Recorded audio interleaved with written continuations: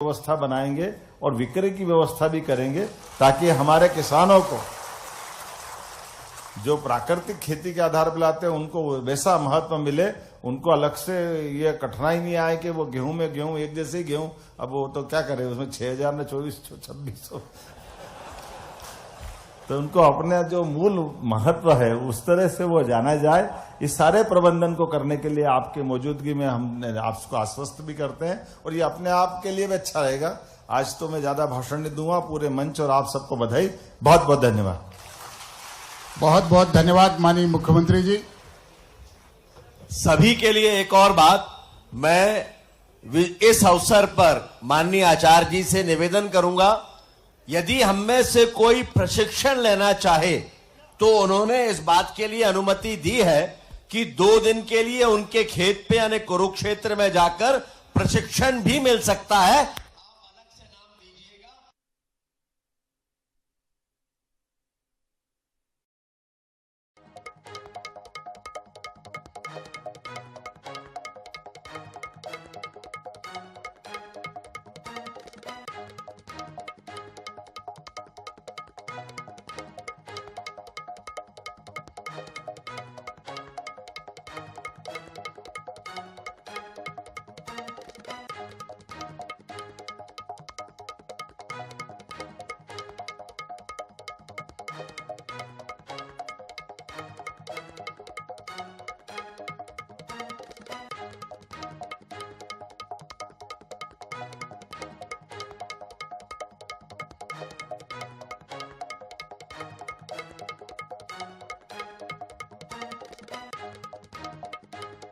सबको प्रेरणादायी कार्यक्रम में माननीय महामहिम गवर्नर गुजरात माननीय देवेंद्र जी, देवव्रत जी, आपका अभिनंदन है, स्वागत है मध्य प्रदेश की धरती पे। जोरदार अभिनंदन करें रानी दुर्गावती के इस पूरे परिक्षेत्र वाले हमारे सारे किसान भाई बहन। माननीय मंत्री लोक निर्माण श्रीमान राकेश सिंह जी, माननीय मंत्री यदल सिंह जी, माननीय विधायक और वरिष्ठ नेता अजय सिंह जी, हमारे अजय वैष्णव जी, इस अवसर पर जगत बहादुर जी, हमारी राज्यसभा की माननीय सांसद वाल्मीकि बहन जी, यहाँ हमारे सांसद आशीष दुबे जी, हमारे माननीय विधायक अशोक रोहाणी जी और आप सब, ये एक एक करके सही बात है, जितने अच्छी सरलता से आपने समझाया भाई साहब, हमको तो ऐसा लग रहा था कि और ये चलती रहे। हमारे लिए तो नर्मदा जी के भेड़ाघाट में डुबकियां लग रही थी, ऐसा लग रहा आनंद के साथ। क्या वो कभी कभी वो नाव में आप क्या कहानी सुनाता, ये बंदर कूदनी है, फलाना है, ठिकाना है, ये है वो है, सुनते रहो उसको बढ़िया ढंग से। लेकिन ये जो आपने अंदर की बात एक एक करके सिद्ध करके जो बताई, गाय के गोबर से जीवामृत जो बनाने की प्रक्रिया बताई, सच मानो मैं भी बहुत सारे सत्र में गया आया, भगवान जाने कैसे समझाते हैं, और कौन समझता वो भी समझा के खुश और अपन भी खुश, ना उसको पल्ले पड़ी ना हमारे पल्ले पड़ी, बात खत्म हो गई। क्या मालूम क्या होता, ये जो दुनिया है ये ऐसे ही चलती जाती है, पल्ले ही नहीं पड़ती आखिर। अब ये सही तो बात है, वो जैविक खेती हमारा देने कितना विभाग के पैसे लगते रहते हैं। अब मैं बड़ा मुश्किल में पड़ जाऊंगा, मंत्रालय तो सब चलाना है, सरकार भी चलाना है, आप अंदर की बात अलग बता रहे हो, ये अलग संकट है। और ऐसा बता रहे हो कि दिल खोल के ही बता रहे हो कि मुख्यमंत्री भी कह रहा हाँ जो बता रही, ये समझने वाली बात है। लेकिन ये सही है कि जो सरलता से समझ में आ जाए, ये बिल्कुल। अब मैं आपकी बात को दूसरे ढंग से बताता हूं, ये जितने लोग सामने हम बात कर रहे हैं मैं भी उसमें शामिल हूं, मैंने खुद ने भी खेती की है। तो मान के चलो माननीय महामहिम जी, हम में से किसी को ना यूरिया की थी ना डीएपी की, ना कोई आदत ही नहीं थी।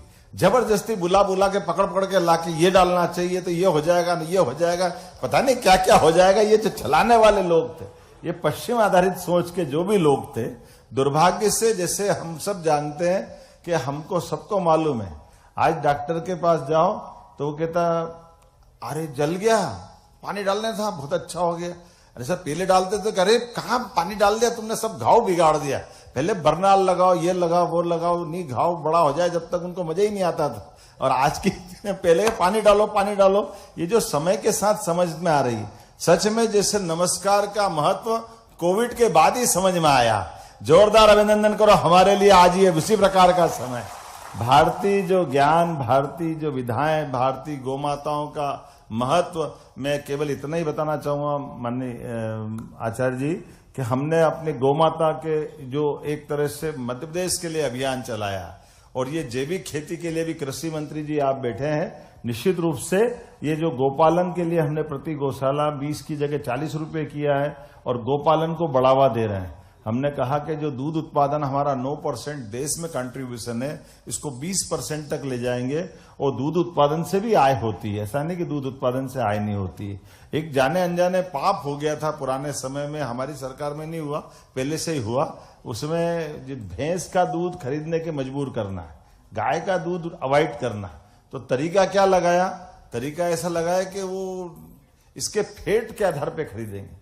अब वो कोई भी गाय, साहिवाल हो, गिर हो, थारपारकर हो, देसी या कोई सी गाय हो, उसमें वो फेट आता ही नहीं, वो भैंस के ही देते थे।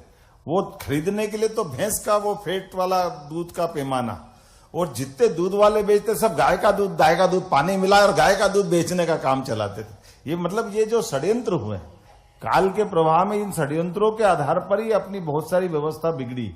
ये उसी षड्यंत्र का हिस्सा था जिसके माध्यम से रासायनिक केमिकल खादों को बढ़ावा देना, खेती को मजबूर कर देना, हमारी गोवंश को अवॉइड करवाना। लेकिन मैं मान के चलता हूं, हमने माननीय प्रधानमंत्री जी के नेतृत्व में और आप जैसे स्वनाम धन्य ऐसे विद्वानों के सानिध्य में संकल्प ले रहे हैं। मैं यहीं से घोषणा करता हूं, हमारे बीच चदन सिंह कंसाना जी है, प्राकृतिक खेती के लिए प्रोत्साहन की योजना बनाई है।